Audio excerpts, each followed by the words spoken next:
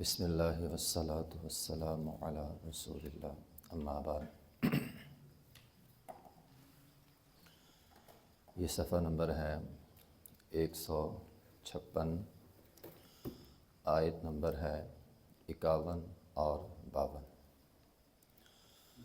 اعوذ باللہ من الشیطان الرجیم،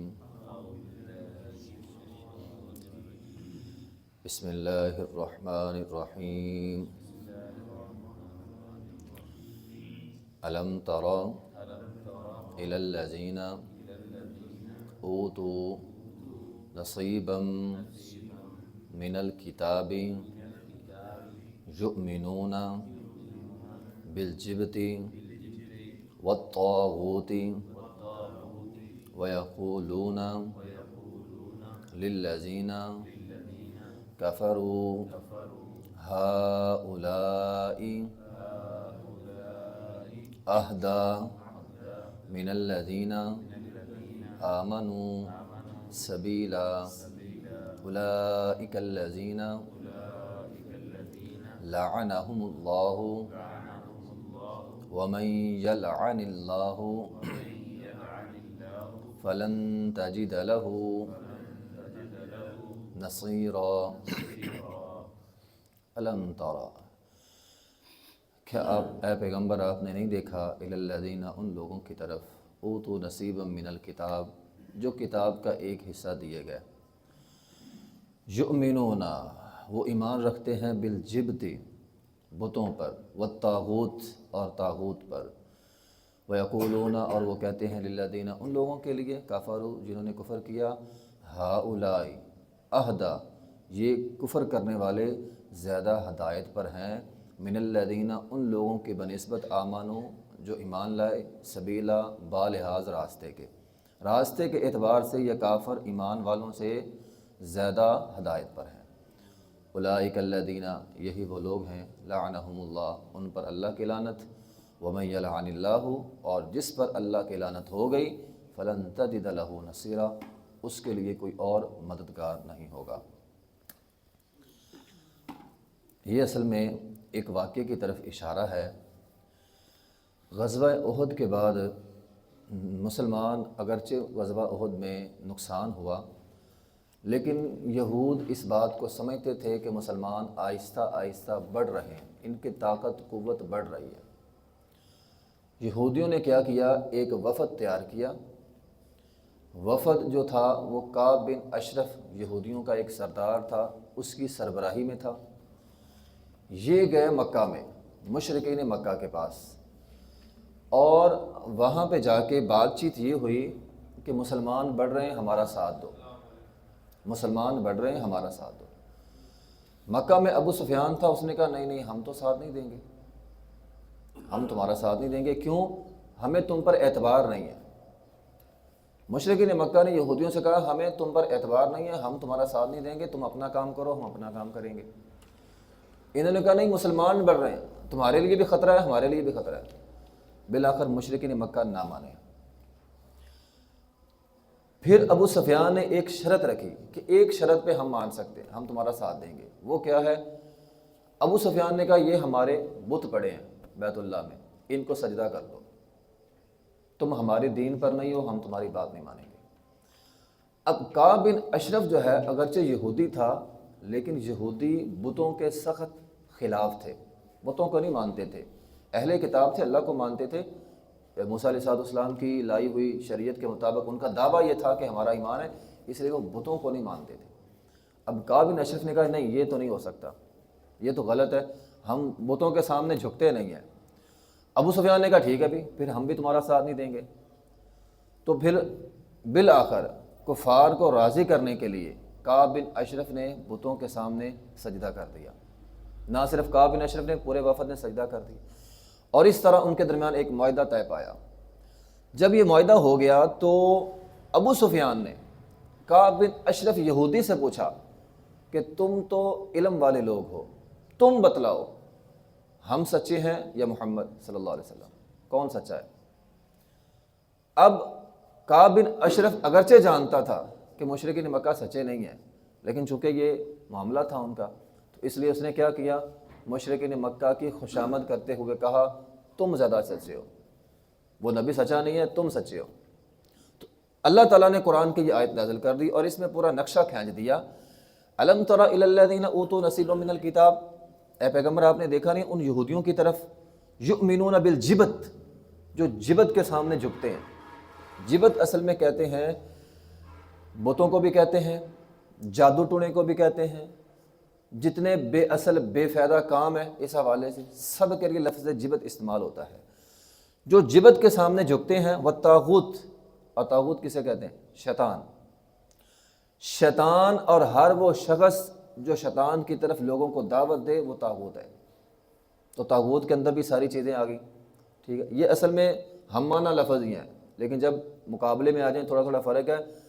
جبت کا مطلب بھی بتوں کی پوجا ہے، طاغوت کا مطلب بھی بتوں کی پوجا ہے۔ تو بات یہ ہو رہی ہے کہ تم بتوں کے سامنے جھکتے ہو، وَيَقُولُونَ لِلَّذِينَ كَفَرُوا، اور ان کافروں کو یہ بات کہتے ہو هَؤُلَاءِ أَهْدَىٰ مِنَ الَّذِينَ آمَنُوا، ان ایمان والوں سے تم زیادہ ہدایت پر ہو، سبیلا بالحاظ راستے کے۔ تو اللہ تعالیٰ نے پورا یہاں پہ نقشہ جو ہے وہ کھینچ دیا۔ تو بہرحال جبت اور طاغوت سے مراد ہر وہ باطل نظام ہے جس کی طرف انسان کو مجبور کیا جائے، وہ بھی طاغوت ہے، وہ بھی جبت ہے۔ جادو ٹونے، تویز، دھاگے، ہمارے ہاں لوگ چند پیسوں کے لیے کسی کے اوپر جادو کروا دیے، یہ ساری چیزیں جبت اور طاغوت کے اندر جو ہے وہ آتی ہیں۔ جو پچھلی آیت کے ساتھ موضوع چل رہا ہے وہ ہے خوشامد کا۔ تو یہودیوں کو پتہ تھا مسلمان سچے ہیں، اس کے باوجود انہوں نے کفار کی جو ہے وہ خوشامد کی ہے، اور اس کا نقصان یہ ہوتا ہے کہ آپ اس کی بھی اچھائی بیان کرتے ہیں جس کی آپ اچھائی بیان کرنا نہیں چاہتے لیکن آپ کی مجبوری ہے۔ تو یہی چیز خوشامد ہے۔ اللہ تعالیٰ نے فرمایا اولئک الذین لعنہم اللہ، اللہ تعالیٰ فرماتے ہیں کہ اللہ کی لعنت ہے ان لوگوں پر جنہوں نے یہ کام کیا۔ وَمَن يَلْعَنِ اللَّهُ فَلَن تَجِدَ لَهُ نَصِيرًا۔ دیکھو اللہ تعالیٰ، یہودی اپنے آپ کو کہتے تھے ہم وَقَالُوا قُلُوبُنَا غُلْفٌ، ہم بڑے محفوظ ہیں۔ اللہ تعالیٰ فرماتے ہیں نہیں، تم محفوظ نہیں ہو، بل لعنہم اللہ، تم پر اللہ کی لعنت ہے۔ اللہ کی لعنت آتی ہے جب انسان ضد کی وجہ سے، حسد کی وجہ سے حق کو قبول کرنے سے رک جائے۔ اب انہیں سارا پتہ تھا یہودیوں کو، لیکن چونکہ مسلمان بڑھ رہے تھے، مسلمانوں کو ختم کرنے کے لیے باطل کے ساتھ وہ جا کر ملے اور اس کے سامنے جھک گئے۔ فلن تجد لہ نصیرا، اللہ تعالیٰ نے فرمایا جب اللہ کی لعنت آئے گی تمہاری کوئی مدد نہیں کرے گا۔ اب کیا ہوا؟ اب یہ دونوں جماعتیں، یہودی بھی مشرکین مکہ بھی، چند سالوں بعد غزوہ احزاب ہوئی، وہاں پہ مشرکین مکہ کو مار پڑی۔ اسی غزوے کے فوراً بعد یہودیوں نے آتش شکنی کی تھی، یہودیوں کو مار پڑی، وہاں پہ سارے قتل کر دیے گئے۔ تو اللہ تعالیٰ فرماتے ہیں اگر میں نے مدد چھوڑ دی، رسوائی دونوں کی رسوائی ہوئی۔